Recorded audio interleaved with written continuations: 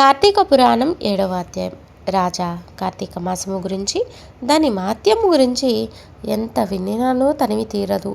ఈ మాసంలో శ్రీ మహావిష్ణువును సహస్ర కమలములతో పూజించిన వారి ఇంట లక్ష్మీదేవి స్థిరముగా ఉండును.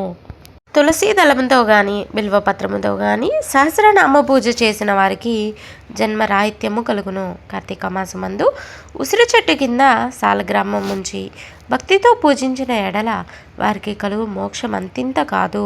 అటులనే బ్రాహ్మణులకు కూడా ఉసిరి చెట్టు కింద భోజనము పెట్టి తాను తినిన సర్వ పాపములు పోవును.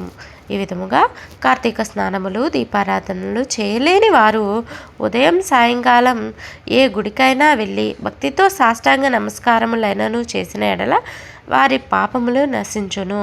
సంపత్తి గలవారు శివకేశవుల ఆలయములకు వెళ్ళి భక్తితో దేవతార్చన హోమాదులు దాన ధర్మములు చేసినచో అశ్వమేధము చేసిన ఫలము దక్కుటేగాక వారి పితృదేవతలకు కూడా వైకుంఠ ప్రాప్తి కలుగును.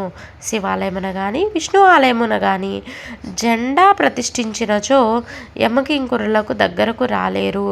సరికదా, పెనుగాలికి ధూళి రాసు ఎగిరిపోయినట్లే కోటి పాపములైనను పటాపంచలైపోవును.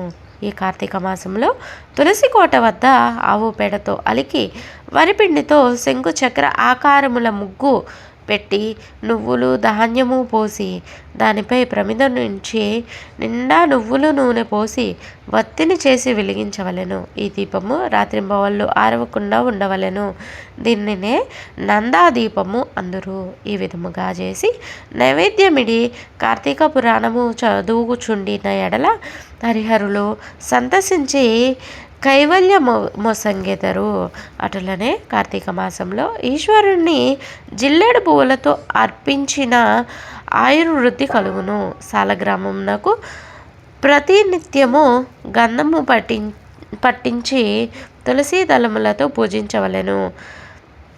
ఏ మనుజుడు ధనము బలము కలిగియు కార్తీక మాసమందు పూజాదులు సలపడో ఆ మానవుడు మరుజన్మలో సునకమై తిండి దొరకక ఇంటింటా తిరిగి కర్రలతో దెబ్బలు తింటూ నీచ స్థితిలో చచ్చును. కావున కార్తీక మాసము నెల రోజులు పూజలు చేయలేని వారు ఒక్క సోమవారమైనను చేసి శివకేశవులను పూజించవలను.